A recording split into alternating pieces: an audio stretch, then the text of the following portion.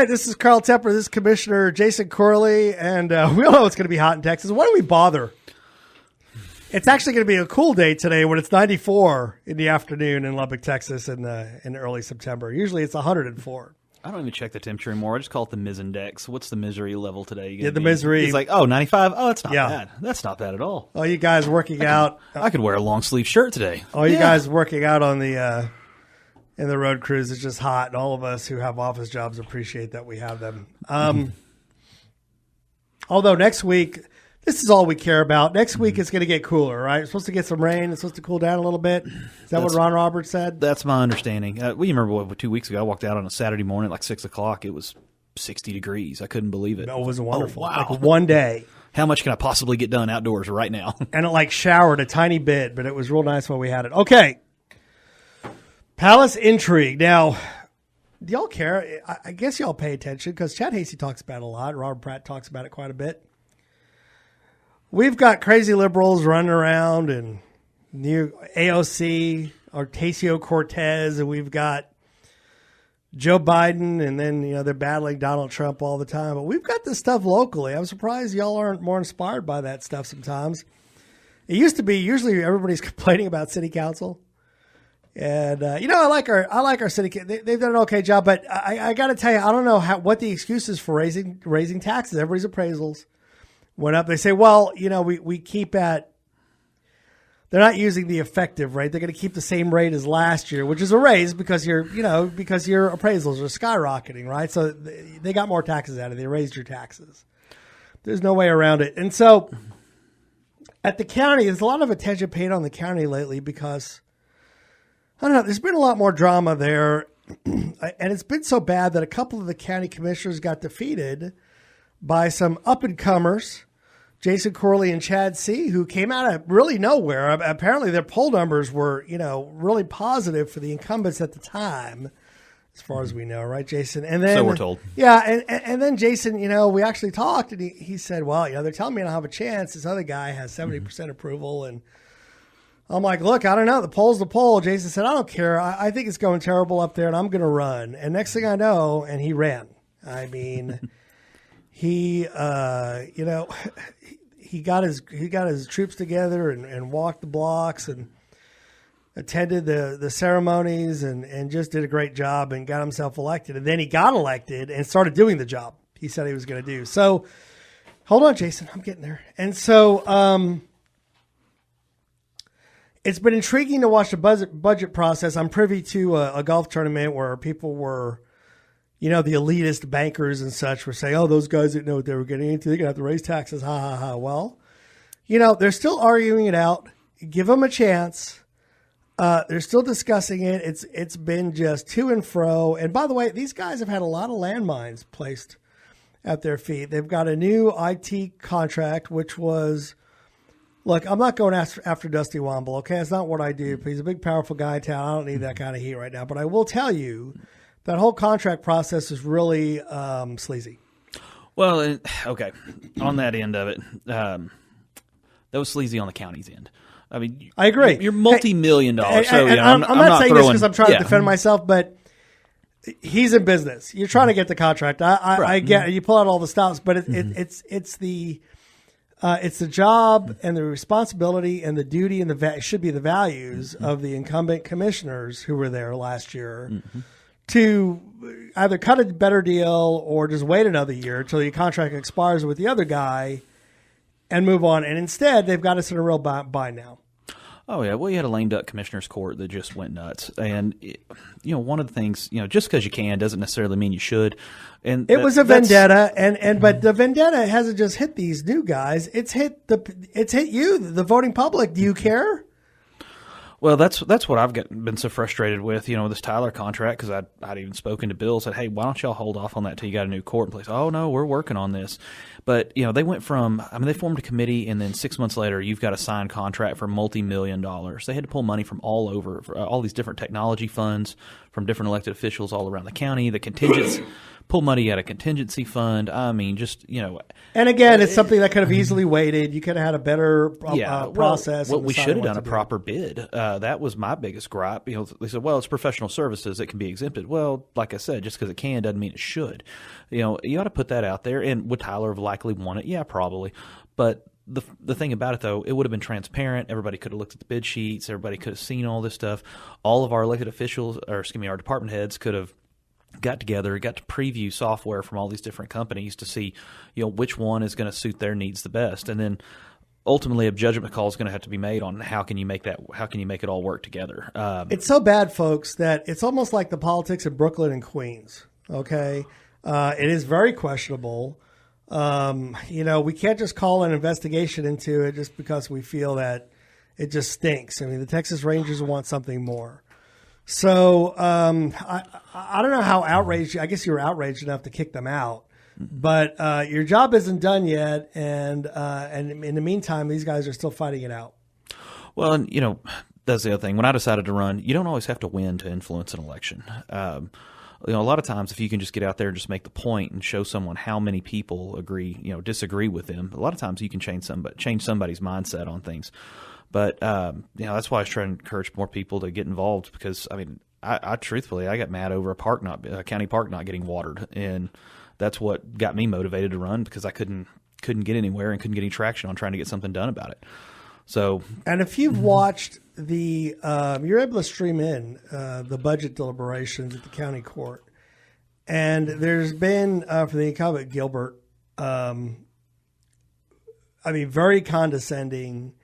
Made one argument that I don't want to nickel and dime this to death. Well, that's what you want your elected officials to do. You want them to nickel and dime it to death. We're having to nickel and dime it to death at home. Yep. All right. So you want your county commissioners and your council members and hopefully the legislature to nickel and dime it. It gets harder with a bigger budget to nickel and dime it to death. But at the county level, you do want to nickel and dime it to death, or at least act like you are. I certainly wouldn't have said in public on the tape, I don't want to nickel and dime this to death. Well, okay. You don't want to run out of money before you get to the end of the year, but then again, it's a little bit backwards from business. Business, you try to make all the income you can, and then you look at what you've got coming in and kind of adjust what your spending is going to be. Well, on the county side, we figure out what we need to spend, and then that's pretty much what the bill to the taxpayer is going to be. So, it's a little bit backwards, but if you're not willing to nickel and dime it, it was put, well, what are you doing? We can't just have a spending free-for-all. We need to go through and look through the budget, work with your department heads, and in the past, I know some department heads have felt like they got shortchanged, so they're like, well, okay, you know what, they're gonna cut me, they're gonna come back and cut out half of what I asked for, so let me ask for twice of what I'm gonna need, and then when they cut it back, okay, fine.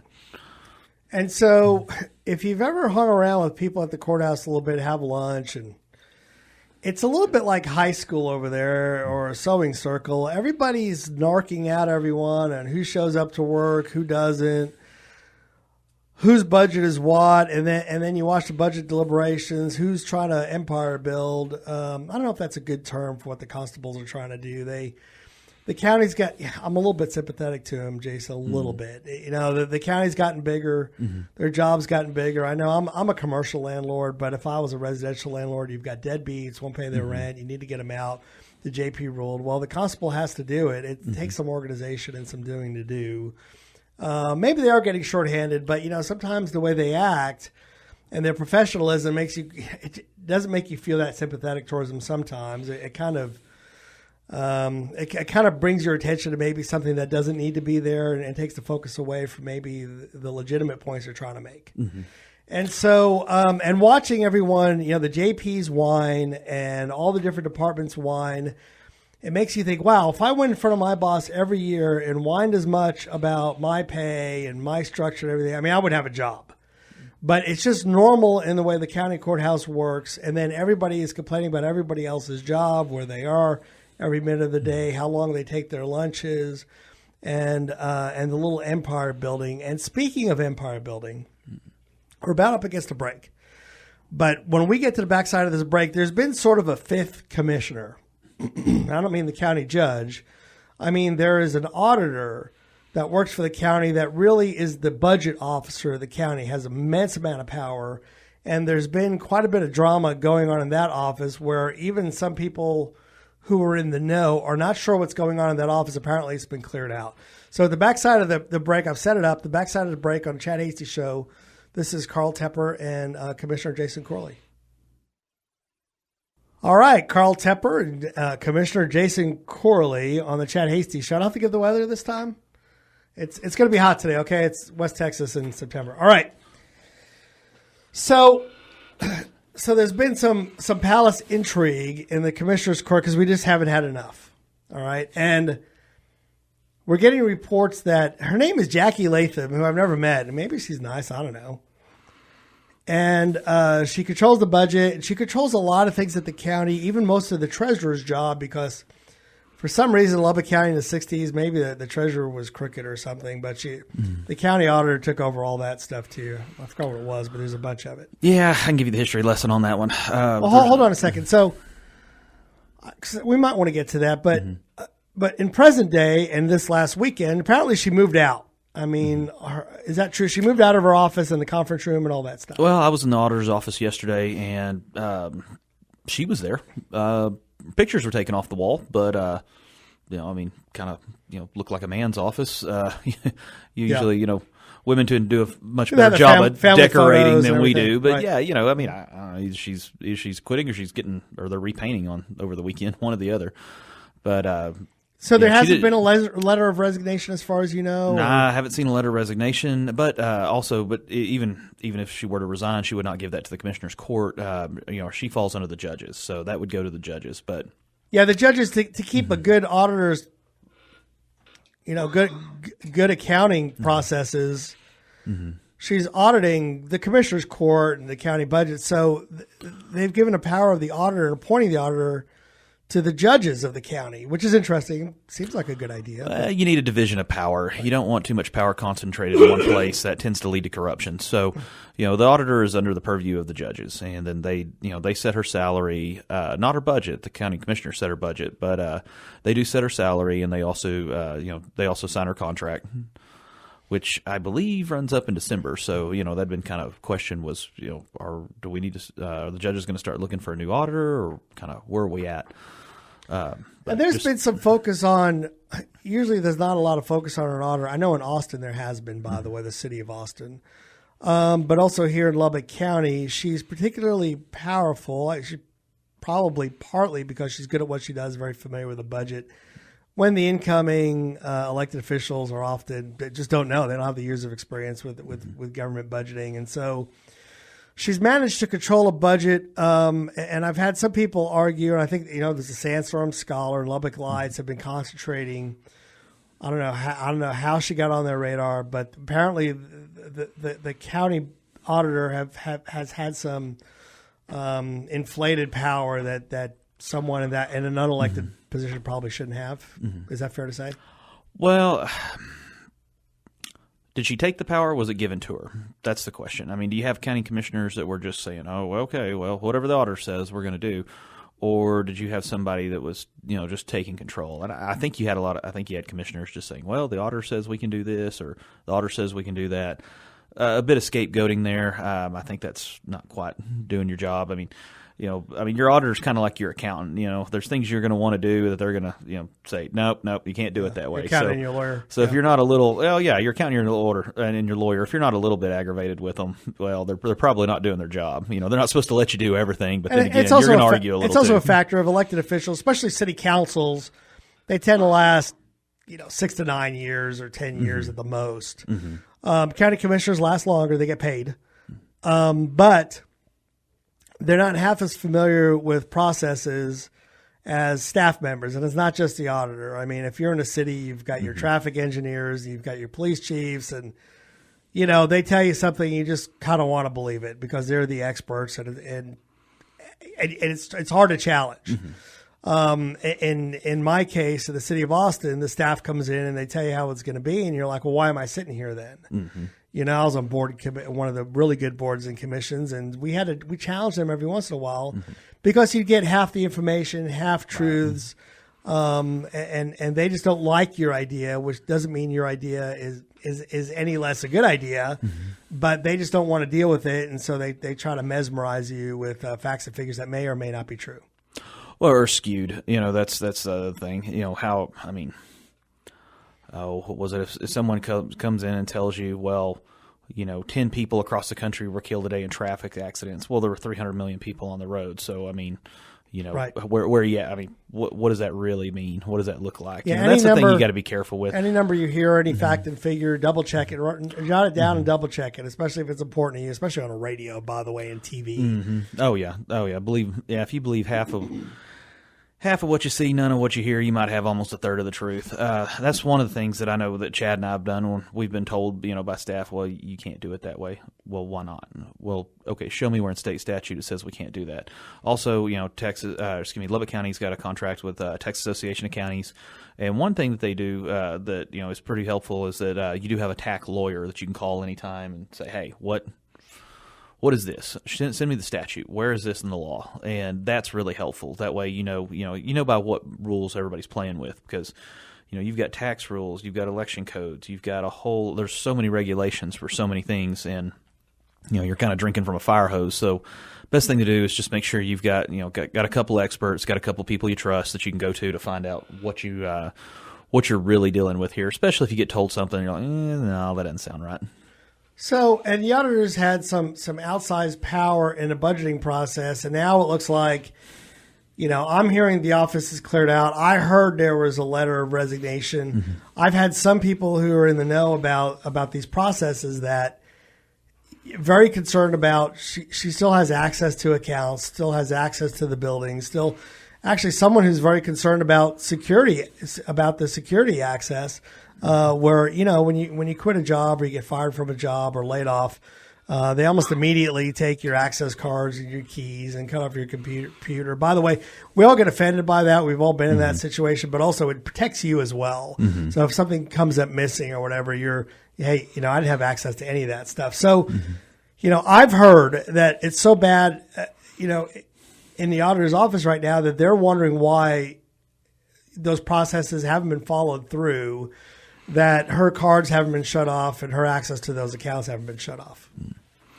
Well, I haven't received a letter of resignation, and like I said, I wouldn't. It would go to the judges, and then that would be for their decision to make. That's under their purview. So she's moved out of her office and conference rooms and such, and it's getting kind of shady over there. It should be a little bit of concern. Have the judges said anything? Are they doing their job overseeing this thing? I haven't had any communication with them. Yesterday when I was in the office, everybody that I needed to talk to was in court. So I was like, well, all right, I'll catch them a little bit later. But if it's making, Carl, you're not in the courthouse and it's making it all the way out to you. So I'm sure they're well aware. I'm literally minding my own business. I have a job. Yeah. But you hear that I've been in politics for a while, and you hear these things and rumors and innuendo. And it starts growing and growing, and you hear from some people around town, and apparently we have some issues and some trouble there besides just a really tough budgeting year. All right, we're at the break. Carl Tepper, and I'm going to have Jason over one more segment. Jason Corley, this is Chad Hasty Show. All right, this is Carl Tepper and Commissioner Jason Corley. This is the Chad Hasty Show. Chad just admits where he goes. He went on a cruise. He's drinking really fine wines and eating very red steaks. So here's a fan, Commissioner Jason Corley. Commissioner Corley, you're hardly in your office, and the video footage, with a little narc, a little weasel. You're hardly in your office, and the video footage of your last commissioners meeting was nothing more than political theater. Start doing something. I'll answer that for you. Okay. Here's a guy who's taken on the we don't have a medical examiner right now because of Jason Corley. And because they stunk, okay, and they didn't even have insurance because Jason had bothered to ask. Jason has been took a pay cut. He voluntarily took a pay cut. Has been running around like a madman trying to fix some of the issues in this county. And this idiot says you're hardly in your office. Well, that's because he's working, pal. Sitting in your office isn't getting the job done. Yeah, this same dingbat texted. I actually like this guy. I think he's kind of funny. Carl, you and the Lubbock GOP should ask Burrows to resign his seat and not seek re-election. He's corrupt and damaged goods. He's a disgrace to West Texas. Okay, Dingbat, I'm not the Republican Party chairman anymore. That's Steve Evans. He's on a radio bunch too. Call Steve. He probably does. He probably texts Steve too. And I think Dustin Burrows is a hero. Dustin's my hero. He tried to get rid of a bunch of rhinos. How do you not try to get rid of a bunch of guys who don't want to get rid of taxpayer-funded lobbying? And they tried to pay off Michael Quinn Sullivan with some credentials. They should have just given him cash is what they should have done. Maybe that would have worked. But whatever you do, Dustin, keep trying. And I like to add a few names to that list. Ken King is one I can think of. I think he's he and I don't get along. Okay, so we got that out of the way. Keep texting though, pal. I actually like your text. Oh, no, they keep coming. Well, we've had plenty of toll booth commissioners. I don't just sit behind a desk all day. If you need something, call me. I wish I knew who it was. I put a Jason Corley sticker. I put a Jason Corley sticker on their car. Okay, so Jackie Latham. So we're getting texts now while we're sitting here, like from top secret people who say that the auditor has submitted information to someone, maybe the judges, that says she's leaving by the end of the year. We don't know if that means the budget year or the end of the calendar year. We don't know. We don't have anything hard confirmed yet. Just, hey, I don't know who I don't know her. Look, she might be a nice Maybe lady. That's the case. She might be a nice lady. I mean, that's who they hired to do it. There's been some, it was kind of I want to say triumvirate, but there was really like, the commissioner's court ran. Nobody ever asked a question. And then I've been really annoyed with Bubba Sedania lately. But Bubba Sedania came in and started asking some questions, and sometimes he'd push back a little bit. And then he got knocked out. I like Judge Tom Head. I think he's a nice man. There wasn't a lot of energy there to be nice about it. And so you had the leadership was taken over by, I guess to her credit, Patty Jones and Bill McKay and Mark Heinrich would vote really closely together. But when you see the way they went out and a really bad IT contract, it seems to be very bad, and buying a bunch of voting machines, I would still argue we didn't need. It seems like they left a lot of landmines and vendettas for these guys. Well, it's just the spending. You have a lamed up court, and then we turn around and sign a $7 million contract. We signed $1 million contract on the medical examiner's office. I knew the previous ME had been trying to leave for some time, but then all of a sudden, we've got to just do something overnight. That doesn't make any sense. It's not good planning. It's not good budgeting. Also, if you're on your way out, why bother? I mean, just go ahead. Well, that wasn't quietly ride off into the sunset. Let the new commissioners. Here you go. And figure it out. They put the Expo Center on there too in a rush, which I wasn't for. I think we needed an Expo Center, but we just knocked down an arena. Mm-hmm. So then they turned around and asked the public to get them a dirt arena. Well, we just knocked one down, but why don't you? I don't know. I thought it was the weirdest thing I'd ever seen in politics. And then it really wasn't set up very well. There's not a lot of detail, and there's a little confusion about how much the new taxes are going to bring in if it will be able to set up this arena. Well, and with the arena, it's not. I mean, it passed with 64% it was huge. voter people approval. wanted Everybody said, "Hey, I want a dirt arena, and I don't want to pay for it." Okay, fine, no problem. The only problem with doing it this way was we didn't have the planning done. We didn't have a design. We didn't have everything already taken care of, and we kind of got the. But in all fairness, is that all usually done before the vote, or is that usually done at this point? You vote for the tax. It's going to be around $40-50 million. I mean, it's just the way it's done. Mm-hmm. Is that right, or is there usually a lot more detail? Well, normally if a county's going to build something like this, and you have to remember, Lubbock County was not the one that put this together or started it. It was the Expo Center guys. To their credit, they did an awful lot with very little funding and very little time. And to their credit, they did a good job. But what really needed to happen, we should have had a design first. We should have had all these things done. And you talk with the Expo guys, they'll tell you, yeah, that's the way we need to do this. But they're bulldozing the Coliseum. Now what? So I mean, it was a bit rushed. I mean, it was well intended. Don't get me wrong. They all meant well, but it just not, and I think the county had some fault in that, saying, okay, yeah, we want to do this. That's great. Okay, well, let's get it planned out. Let's get all the experts lined up. Let's get everything handled first before we go to the voter and say, okay, this is what we want to do. Because, before we were showing them a picture, the expo group was showing them, okay, this is what it could look like. This is what it could cost. This is kind of, I mean, there was a lot of, a lot of strings untied there that, really needed to, that, stuff that needed to be fleshed out before we went to the voter with it, in my opinion. But, I would have liked, but nevertheless, if we got it, is it kind of moving along now? And because the tax assessor collector has implemented the tax. So we started collecting the tax July 1st, and, we got those first numbers back. I think right now we're checking to see if we've got everybody reporting their numbers, but we're looking at about, let's see. Last I heard it was about $200,000 for the month. So, for the month of July is what was collected. Is that pretty good? Is that? Yeah, that's well, and we're not anticipating July to be a busy month. Lubbock, we're not a vacation town. Everybody doesn't flock here in July. When Texan session, when there's football going on, when there's all kinds of other stuff, yeah, that definitely get a lot more people. So, July is that's not the high season by any means for hotels. So I think we can expect other months to be higher. So everybody asked me, well, what do you think? I was like, well, cautiously because optimistic. August people start kind of wandering back to Lubbock from vacations. The sororities are pledging and that sort of thing, and I guess the parents are starting to come in and move their kids in, find housing, and then really September is what we're expecting to be the big month. Is that right? Yep, September ought to be big. It's 3 months. It's 3 months, folks.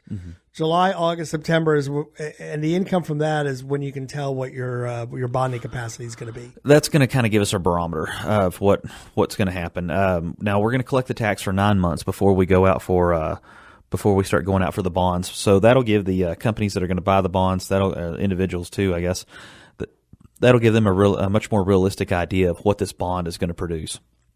So that's what we need to be able to do, is just show some track record, because that's been the problem. Even our bond counsel pointed out to us. He said, okay, look, this is not like Dallas. This is not like DFW, where, or Houston or San Antonio. You're not a vacation town. You don't have this massive influx of people that fly in or in a car for business. So the closest comparison was Amarillo, but there's a big population difference there. I think they've had a tax for a while, and I believe they bring in about $900,000 a year on that one. So our bond counsel said, we don't think it'll be any lower than that. It'll likely be higher. So just to give you kind of an idea, because here when people are renting cars, you're putting your car in the shop, or maybe you're going on a long trip. So you rent a Suburban or a van or something like that. That's a little bit more of our rental market. So it's a little bit different than what you would see in some, Dallas or San Antonio or Houston. So it's not really a good way to gauge that, but I mean, we're dialing it in. Over the next 9 months, we'll have some good solid numbers. We're very seasonal here. Jason Corley, Commissioner Corley, I think you're doing a great job. So thank you very much, you and Chad, and we'll see how the rest of this session goes, and next week when you have to vote on that budget. All right, thank you, Jason, and thank you, everyone out there. This is Carl Tepper. This is Chad Hasty Show. Well, I will be still here talking to you at the backside of this break. Thank you for having me on.